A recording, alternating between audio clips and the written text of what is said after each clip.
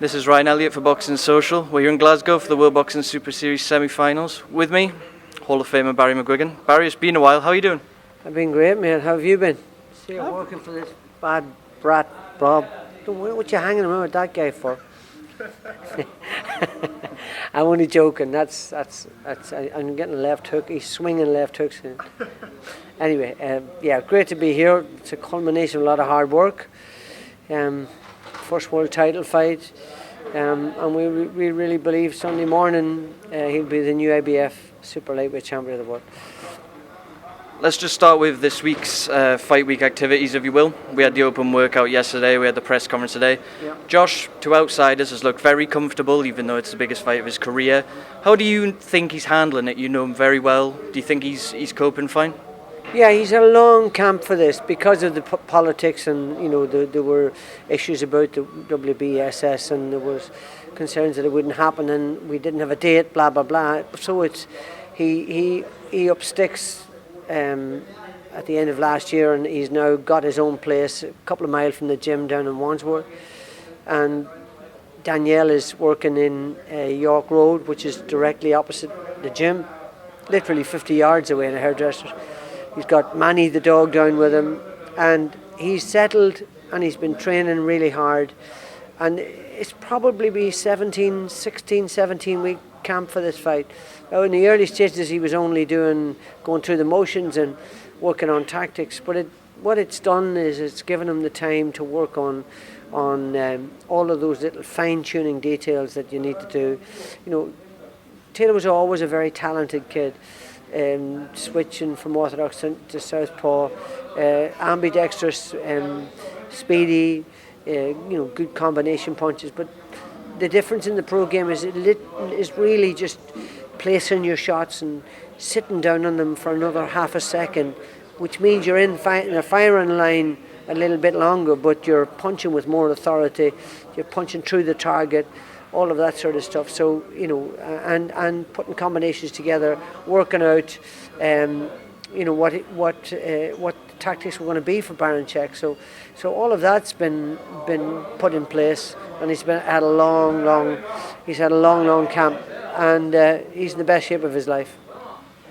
You mentioned there Josh has now moved down to London full time. He's feeling very settled. He's had a very long camp. How important was it for you, even though there was a lot of talk, would Baranchyk fight, would he not, that you knew whether or not Baranchyk would be there, Josh Taylor will be fighting on May 18th regardless for the world title? How important was that for you in camp?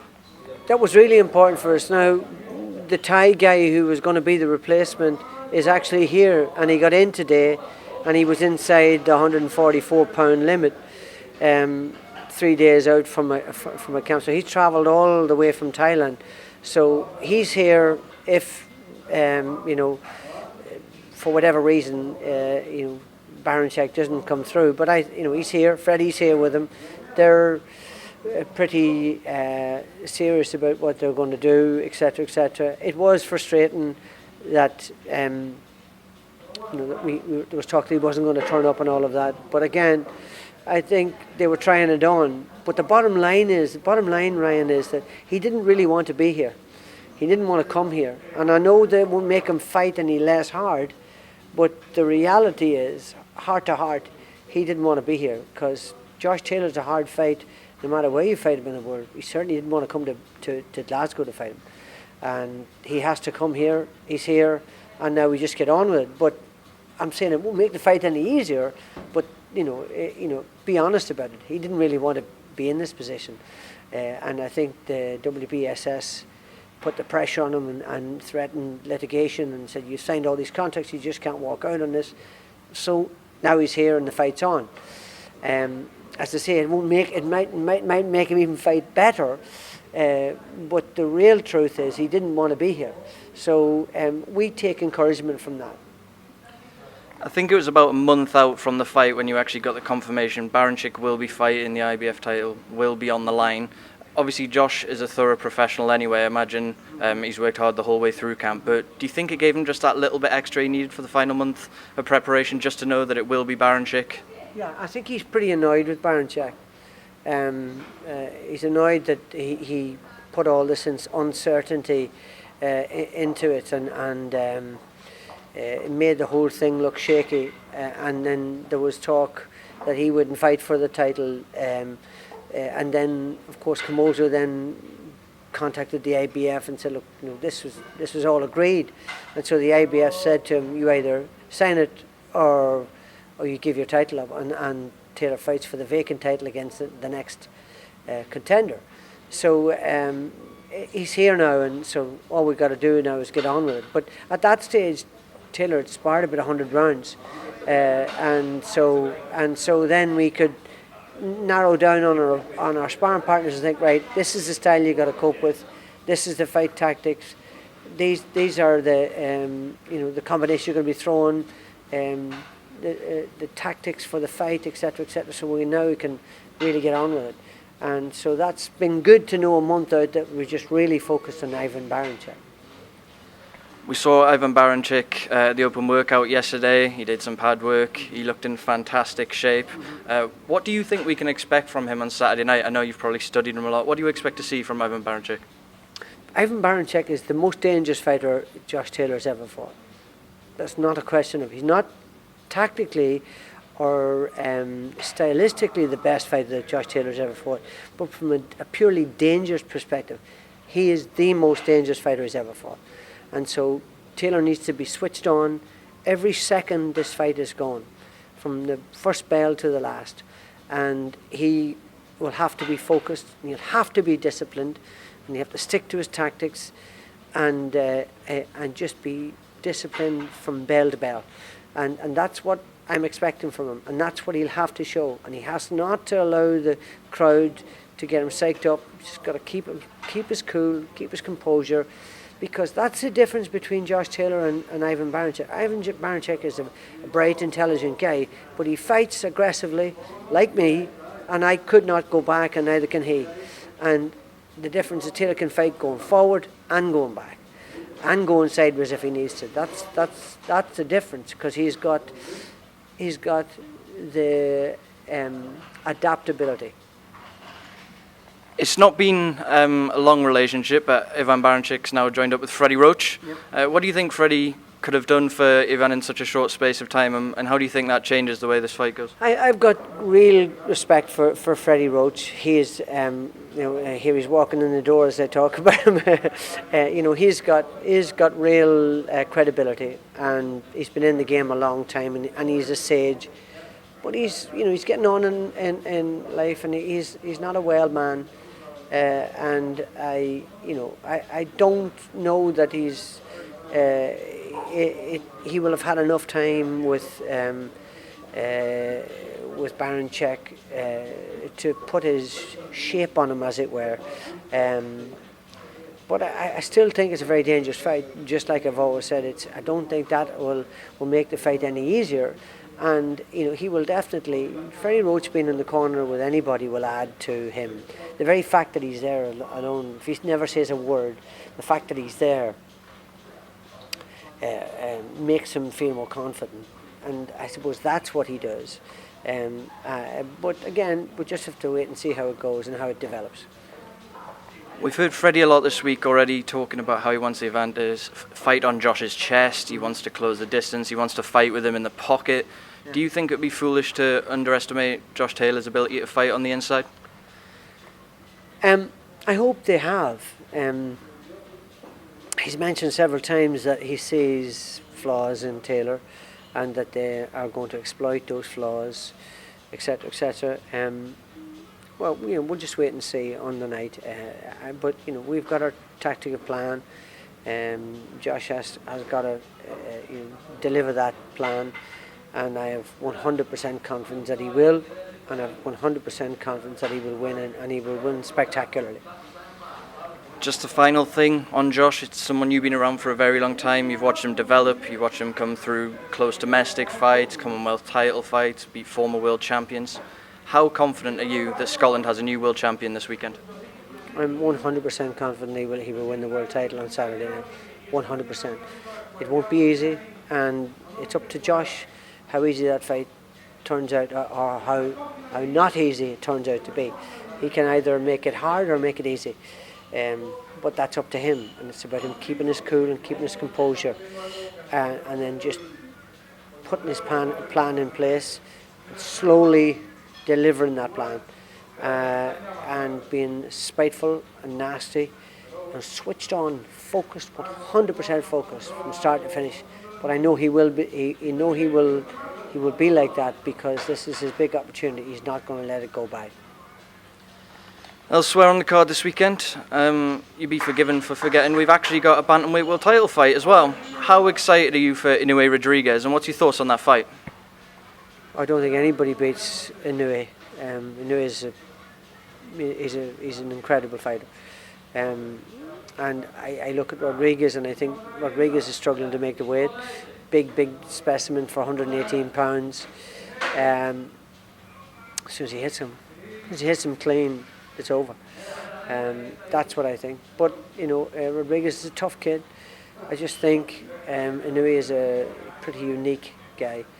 Easy on the weight. Saw him on the scales today. He weighed 121 pounds. He was in the 4 pound limit, but he had his tracksuit on completely, and his t-shirt. So he's easy on the weight. Whereas I think Rodriguez is struggling because he's bigger.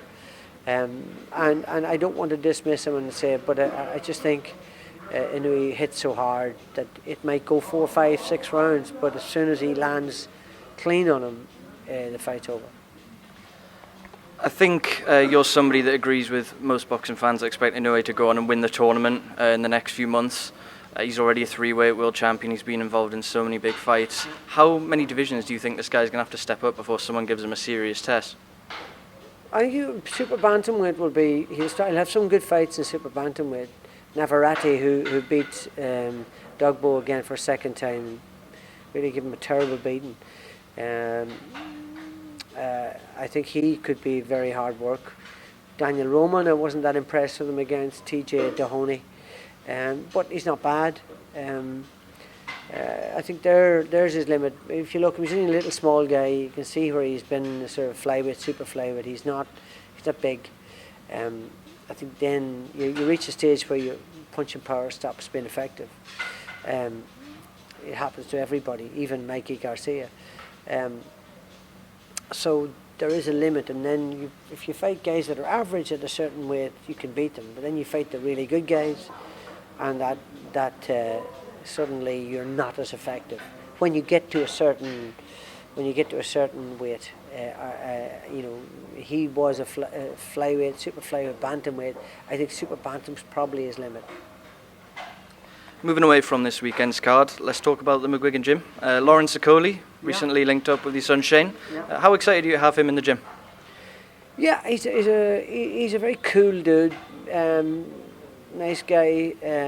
He's only just starting to work with Shane, so it remains to be seen how he settles. But I think seems to be very happy there. Big CBS is making incredible improvements. CBS meaning Chris Billum-Smith. He's improving in leaps and bounds. Young Jack Hillier is getting better and better and better. Josh is looking sensational. Luke Campbell's looking great. And so there's a lot of excitement in the gym, and just a lot of good quality work, and they're all working hard and great respect for each other. And it's great to be sitting watching that and seeing these kids coming through and giving it their all and just getting to where they want to be. We'll come on to Chris, who's of course got himself a very good domestic fight, and we'll come on to Luke Campbell as well. But staying with Lawrence OKOLIE for now, what do you think Shane can bring to improve his game? What do you think needs to be worked on? And how far do you think they are away from challenging for world honours? Well, I wouldn't like to say that until I watch them working for maybe a couple of weeks. I have only seen 1 or 2 sessions. Saw them on the pads last week, and I saw him on the pads the week before, and the last week was much improved. And what Shane will do is Shane will make him a much more attractive fighter to watch. But he hits very hard, very, very hard. And he's 6'5". How he squeezes himself into 204 pounds is incredible. 200 pounds. 14-4, isn't it? So he's definitely got serious potential, and I think if Shane does his job right, I think he can go on and win a world cruiserweight title. I have no doubt about that. And he's only a kid too, and he's got a lot of rough edges he's got to smooth out. But once he gets that right, he's going to be very dangerous. No question about that. Sticking with the cruiserweights, you mentioned Chris Billum-Smith. He's got himself a fight with Richard Riakporhe, July 20th on the Dylan White undercard. Yeah. Chris, I know, has been ready for a while now to pull the trigger and hop up to domestic level and get involved with that kind of fight. I know he wanted the Isaac Chamberlain fight. That didn't happen for whatever reason. Do you think it's the right fight at the right time for him to showcase himself now? Yeah, it's a danger. Richard Riakporhe is a good puncher, and both very similar. Riakporhe's 29, CBS is 28. 9 fights each. Chris is at 8 knockouts, and he came from an amateur career where he didn't knock anybody out. He had 1 stoppage in 47 fights. So he's really beginning to punch and believe in his power. He's very stylish, very quick for a big guy. And the two of him and OKOLIE working together will bring them both on. There's no question about that. That'll be a great help to both of them. I think, and it's a tough fight. It's a risky fight, but all of the fights that are worth having are risky. And so he's 9 fights in, and I think Riakporhe being tall, he likes tall fighters, Chris. But it's a good fight, and I fancy Chris strongly. Chris is a fighter, as you mentioned, who's definitely developed his punching power. He's made so many improvements under Shane in the last couple of years. But you also mentioned something there, belief. He's been around a lot of great fighters in the gym. He's had a lot of good people around to help him with his training. How much have you seen him come on in the last couple of years? He believes in himself now. And do you think he now feels he's good enough and he's ready to be mixing it with these guys, whereas maybe a year ago or so he may not have?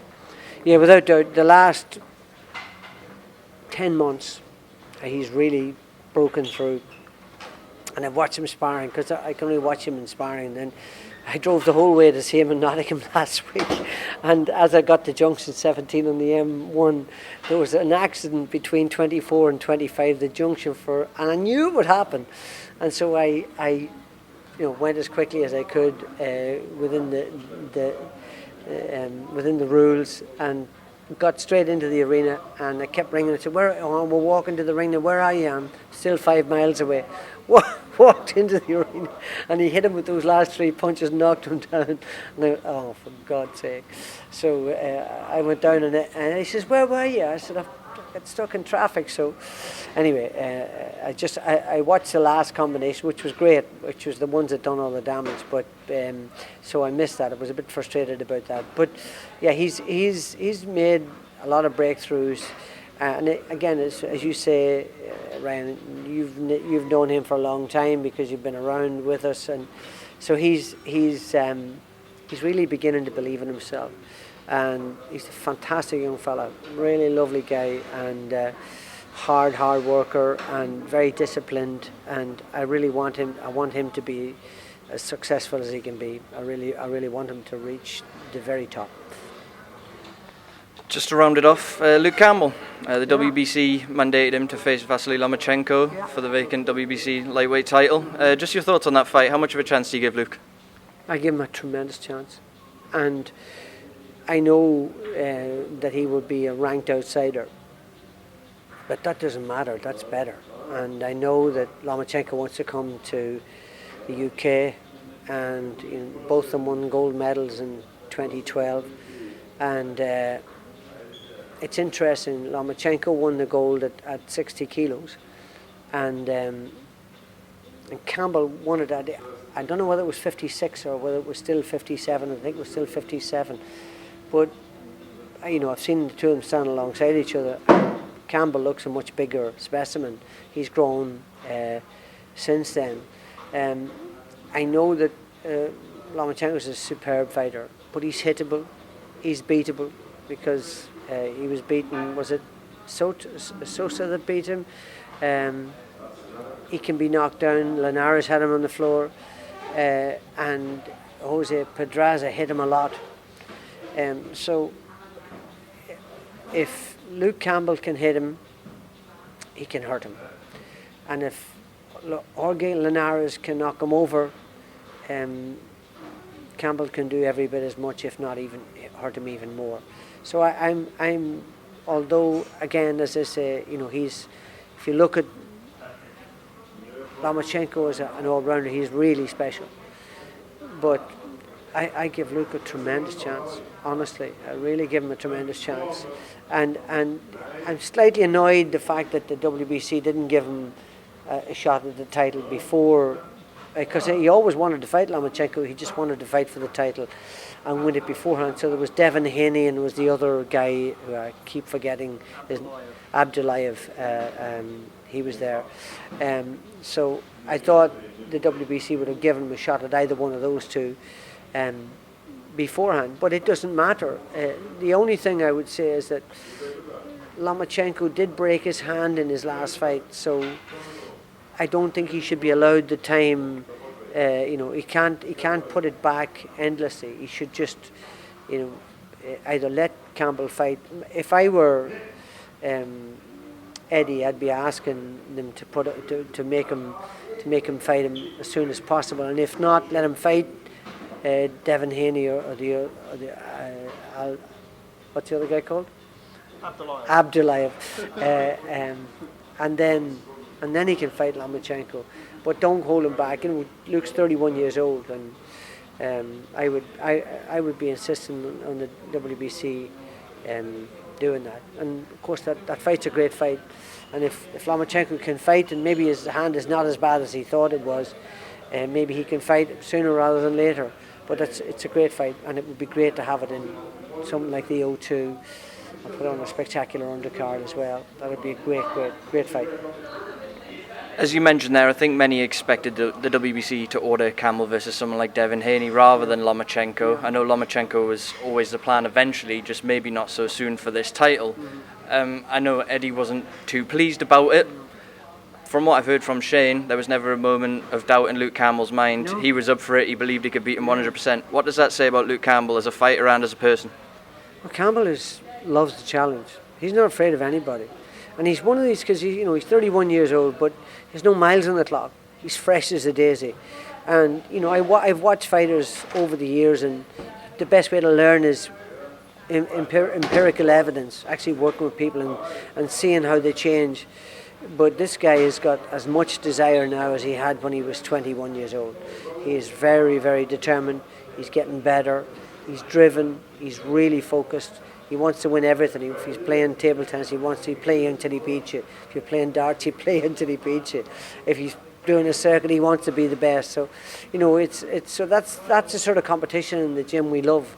But he is very determined and very, very focused, and someone's just knocked all the wood down in the distance.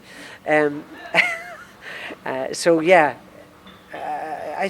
honestly, I think he's got a great chance, really great chance, and I wish him the best. He's a lovely kid, good kid, and hard worker and disciplined and nice guy around the gym. Just lovely fella. Hi Barry, I appreciate your time. It's getting quite late, so we'll leave it there, but thank you very much for speaking to Boxing Social. Yeah, thank you very much.